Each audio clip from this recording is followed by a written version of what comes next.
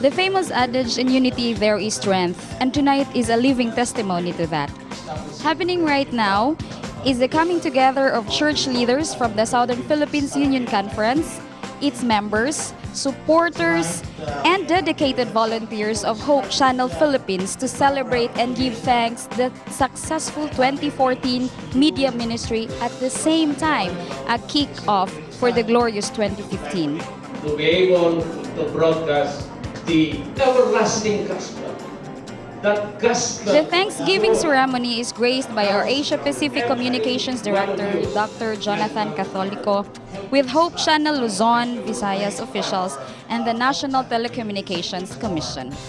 And more, productions of programs that will continue making the San Sahili a center of influence to be transmitted of righteousness to the whole country, because that is the dream. And Hope Channel is a vision coming from God Himself. But God saw these things cannot be materialized without choosing people. People whose motivations are larger than the challenges.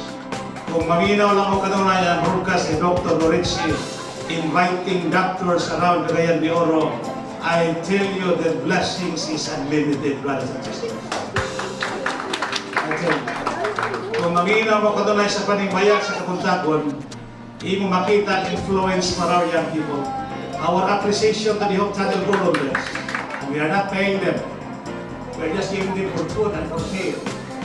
Not that big amount, meager. But why they are very happy to be here and use their talents to the Lord, I cannot answer that. These people actually are dedicated Christians. They are very happy to be part of the mission of the church. Congratulations, volunteers. I'd like to praise you, to thank you. God, in His own time, they will have a way. Sir, your members, tell your members that really appreciate the way you do the work in the Hope Channel, although we are not paying you.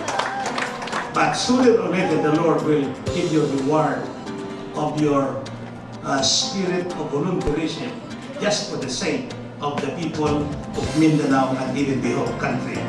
Those church members who have dedicated not only their time and money, but also in prayers to be able to make Hope Channel Philippines and Hope Radio Philippines able to reach homes and hearts. Thank you very much. Indeed, where two or three come together in God's name, there He will be also. Our Hope Channel Philippines family is expanding as its programs are becoming vibrant in reaching out and touching lives.